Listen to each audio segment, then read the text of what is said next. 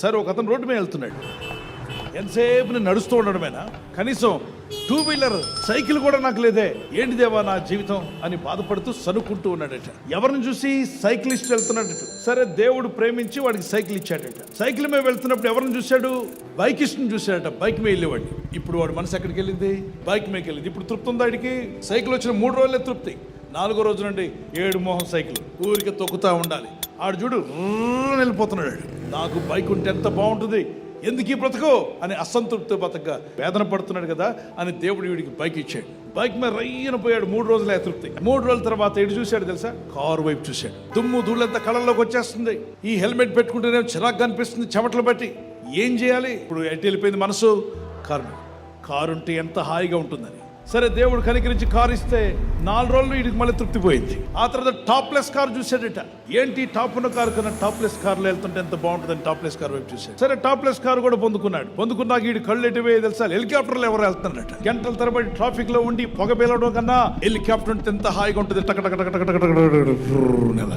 నాకు హెలికాప్టర్ కావాలి అనుకున్నాడట. ఆ తర్వాత దేవుడు వీడికి బుద్ధి చూపించాలని దారిలో వెళ్తుంటే ఒక కాళ్ళు లేని వాడు చేత్తో డొక్కుంటూ వెళ్తుంటే అప్పుడు ఆలోచించాడట, అతను ఏమని ప్రార్థిస్తాడని దగ్గరికి వెళ్ళి వింటే అతను అంటున్నాడు, దేవా నన్ను నీ రెక్కల చాటును కాచి కాపాడావు, కాళ్ళు లేనోడిని కూడా నువ్వు గుర్తుపెట్టుకున్నందుకు నీకు స్తోత్రం అయ్యా, నువ్వు కాపాడుతున్నందుకు స్తోత్రం, ప్రాణాలతో ఉంచినందుకు స్తోత్రం అంటున్నాడట. ప్రతి దానికి నేను తృప్తి లేకుండా దేవుడి మీద తిరగబడ్డానే, అది ఇవ్వేంటి ఇది ఇవ్వేంటి అని తృప్తి లేకుండా బతికాను. చేతిలో చూస్తే వాడు దేవుడిని దూషించట్లా, ఒక కాలు ఉంచావుగా నేను బతుకుటకు నాకు నీ కృప ఇవ్వయ్యా అంటున్నాడు. అప్పుడు బుద్ధి తెచ్చుకున్నాడట. తృప్తి అనేటువంటిది పేదవాన్ని కూడా ఆనందంగా ఉంచగలుగుతుంది. అసంతృప్తి ధనవంతుడిని కూడా మనశ్శాంతి లేకుండా చేస్తుంది.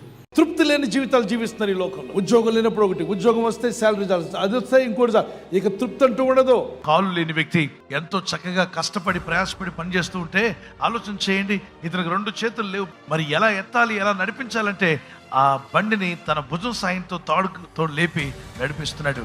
పోటీ పడుతున్నారు. కాళ్ళు ఉన్న వారితో కాళ్ళు లేని వారు పోటీ పడి పనిచేస్తున్నారు. చేతులు లేని వారు చేతులు ఉన్న వారితో పోటీ పడి పనిచేస్తున్నారు. ఏమున్నా లేకున్నా దేవుడు నాకు ప్రాణం అంటూ పెట్టాడు. ఆ మనసులో ఉన్న నిశ్చయము, ఆ నిర్ణయము అతని ద్వారా పని చేయిస్తుంది. కాబట్టి నీకు దేవుడు ఏదో ఒకటి ఉంచాడు నీలో. ఇతరులతో కంపేర్ చేయకు. ఇతరులతో కంపేర్ చేసుకుంటే ఏ నాటికి నువ్వు వారిలాగా మారలేవు. చంద్రుడు సూర్యుడిలాగా మారదామని అనుకుంటే చంద్రుడికి తృప్తి పోయినట్టే. బ్రతుకులో సూర్యుడిలాగా చంద్రుడు మారగలడా? మారలేడు. దేవుడు నిన్ను అద్భుతంగా కలుగు చేశాడు. నీకు ఉండాల్సిన ప్రత్యేకత నీకు ఇచ్చాడు. దేవుడు నీ ద్వారా ఏదో మేలు చేయబోతున్నాడు. నిన్ను దేవుడు హెచ్చించే రోజు రాబోతుంది. నిన్ను వాడుకునే రోజు రాబోతుంది. అసంతృప్తిగా బతకు, తృప్తి కలిగి ఉండు.